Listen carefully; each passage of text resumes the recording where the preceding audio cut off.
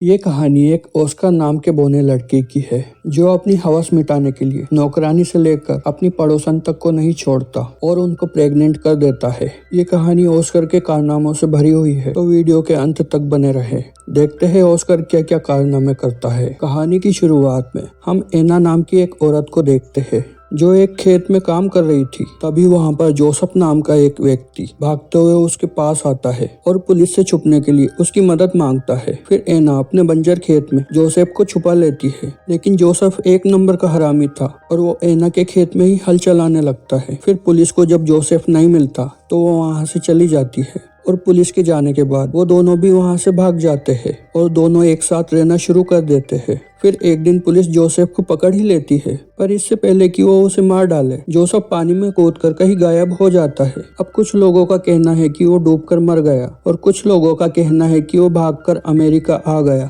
जहाँ पर वो एक अमीर बिजनेसमैन बनके मजे कर रहा है। वहीं दूसरी तरफ एना और उसकी बेटी एग्नेस बाजार में सामान बेचकर अपना गुजारा कर रहे थे। एग्नेस अपने कजिन जेन से बहुत प्यार करती थी, जो एक पोलिश पोस्ट ऑफिस में काम करता था। इसके अलावा एग्नेस एल्फ्रेड से भी प्यार करती थी, जो एक जर्मन शेफ था। अब उन तीनों के मचाए एक कांड से एग्नेस को ऑस्कर नाम का एक बेटा होता है, जिसका बाप जेन था या एल्फ्रेड ये किसी को भी पता नहीं होता। अब पैदा होने के बाद ऑस्कर चुप होने का नाम ही नहीं ले रहा था, पर जब उसकी माँ ने कहा कि उसकी 3 साल की उम्र होने पर वो उसे एक टिन ड्रम देगी, तब जाकर ऑस्कर ने रोना बंद किया। फिर 3 साल का होने पर जब ऑस्कर ने अपने बर्थडे पार्टी में लोगों को शराब पीते और नाचते देखा, तो उसने फैसला किया कि वो कभी बड़ा नहीं होगा और अपने इसी सपने को सच करने के लिए वो सीढ़ियों से कूदकर नीचे गिर जाता है। ऑस्कर कभी भी अपने टूटे हुए ड्रम को खुद से अलग नहीं करता और जब भी कोई उससे वो ड्रम छीनने की कोशिश करता तो ऑस्कर इतना जोर से चिल्लाता जिससे उसके आसपास की कांच की सभी चीजें टूट जाती है। अब वक्त आगे बढ़ता है और हम देखते हैं कि अब ऑस्कर 6 साल का हो गया है, लेकिन ना तो उसकी हाइट बढ़ती है और ना ही वो अपने टूटे ड्रम को खुद से अलग करता है, और अगर उससे वो कोई छीनने की कोशिश करता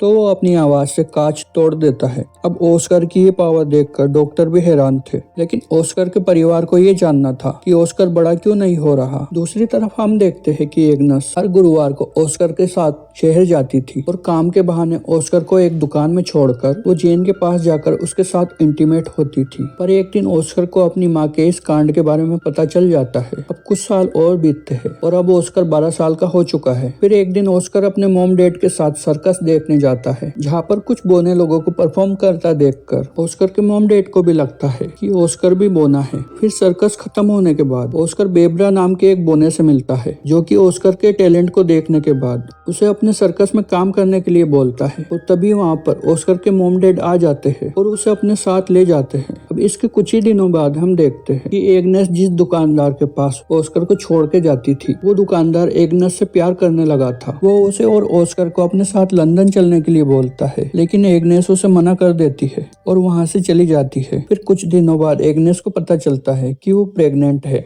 और उसके पेट में जेन का बच्चा है। अब इस बात से एग्नेस काफी परेशान रहने लगती है और परेशानी में वो बहुत सारी मछलियां खाती है, जो खाना उसे बिल्कुल भी पसंद नहीं था। वहीं उसके पति एल्फ्रेड को इस बात से कोई मतलब नहीं था कि एग्नेस के पेट में किसका बच्चा है। वो सिर्फ एग्नेस को खुश देखना चाहता था, क्योंकि ऑस्कर के पैदा होने के बाद एग्नेस को कभी भी खुशी नहीं मिली, इसीलिए वो उस बच्चे को जन्म नहीं देना चाहती थी। और ज्यादा मछलियां खाने के बाद फूड पॉइजनिंग की वजह से उसकी डेथ हो गई। अब इसके कुछ सालों बाद हम ऑस्कर को देखते हैं, जो अपना ड्रम ठीक करवाने के लिए जेन को एक पोलिश शॉप में लेके जाता है। ये वो दौर चल रहा था जब जर्मनी पूरे पोलैंड पर हमला करके उसे अपने कब्जे में करने की कोशिश कर रहा था। वहीं पोस्ट ऑफिस में भी पोलिश लोग जर्मनी पर हमला करने की तैयारी कर रहे थे, पर तभी अचानक जर्मन उन पर हमला कर देते हैं और इस हमले में बाकी लोगों के साथ साथ जेन भी मारा जाता है। पर ऑस्कर किसी तरह बच जाता है और वहां से भाग जाता है। अब इसके कुछ दिनों बाद हम देखते हैं कि एल्फ्रेड 16 साल की मारिया नाम की एक लड़की को अपनी दुकान पर काम करने के लिए रखता है। मारिया दुकान के साथ साथ ऑस्कर का भी ध्यान रखती थी और फिर कुछ दिनों में ऑस्कर को भी मारिया मारिया से प्यार होने लगा।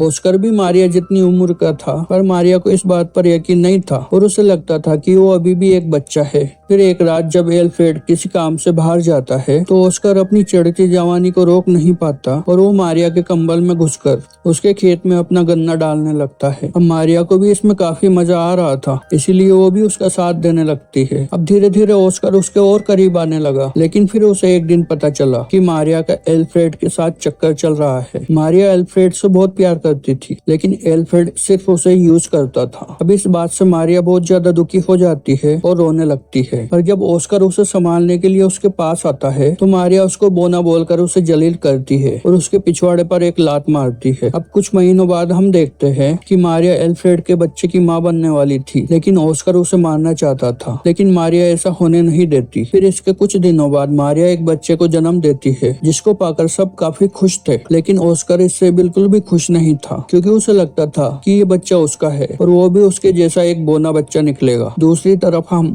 ऑस्कर के दोस्त बेबरा को देखते हैं, जो कि वर्ल्ड वॉर के दौरान नाजी आर्मी में एक बड़ी पोस्ट पर काम करता था। फिर एक दिन उसने ऑस्कर को भी अपनी टीम में आने के लिए कहा, जो कि पेरिस में एक परफॉर्मेंस करने वाले हैं। अब ऑस्कर उनके साथ मिलकर सभी को अपना टैलेंट दिखाने लगता है और इसके साथ उसे अपनी टीम की एक लड़की रोजविता से भी प्यार हो जाता है। अब टाइम बीतता है और हम देखते हैं कि ऑस्कर अपने बोने दोस्तों के साथ खुश था और वो अपनी जिंदगी में काफी मजे कर रहा था, जैसे कि खाना पीना और टकाटक करना। लेकिन फिर एक दिन अमेरिकन सेना वहां पर हमला कर देती है और उस हमले में ऑस्कर के आइटम रोजविता मारी जाती है। अब उस हादसे के बाद ऑस्कर अपने घर वापस आ जाता है और वो मारिया के एक 3 साल के बेटे को एक ऐसा ही टिन ड्रम गिफ्ट करता है, जो कि उसे उसकी 3 साल की एज में मिला था। अब मारिया ऑस्कर के आने से बिल्कुल भी खुश नहीं थी, लेकिन एल्फ्रेड उसके आने से बहुत खुश था और उसने ऑस्कर को उन लोगों से छुपा कर रखा जो उसका इलाज करने के लिए उसको हॉस्पिटल में भर्ती करना चाहते थे, क्योंकि एल्फ्रेड को ऐसा नहीं लगता था कि ऑस्कर एबनॉर्मल है। अब शहर में जैसे जैसे तनाव का माहौल बढ़ रहा था तो एल्फ्रेड को भी डर के मारे ऑस्कर और अपनी पड़ोसी लीना को अपने घर के बेसमेंट में छुपा कर रखना पड़ता था। इसके साथ ही एल्फ्रेड को अपने नाजी सिपाही होने का सबूत भी छिपाना पड़ता था। फिर एक दिन अचानक रशियन सिपाही उनके घर में घुस आते हैं और वो एल्फ्रेड के सामने ही लीना के साथ जबरदस्ती करने लगते हैं। वहीं एल्फ्रेड की नाजी सिपाही होने की सच्चाई छुपाने के लिए ऑस्कर उसे एक पिन देता है, जिसमें उसके नाजी सिपाही होने के बारे में लिखा हुआ था। पर तभी एल्फ्रेड बचने के लिए उस पिन को निगल लेता है और वो पिन उसके गले में अटकने की वजह से उसकी वहीं पर मौत हो जाती है। फिर अगली सुबह मारिस नाम का व्यक्ति एल्फ्रेड की दुकान पर आता है और अब वो उस दुकान का नया मालिक था। अब दुकान को अपने कब्जे में करने के बाद मारियस एल्फ्रेड का फ्यूनरल कर देता है, क्योंकि उसने थोड़े दिन पहले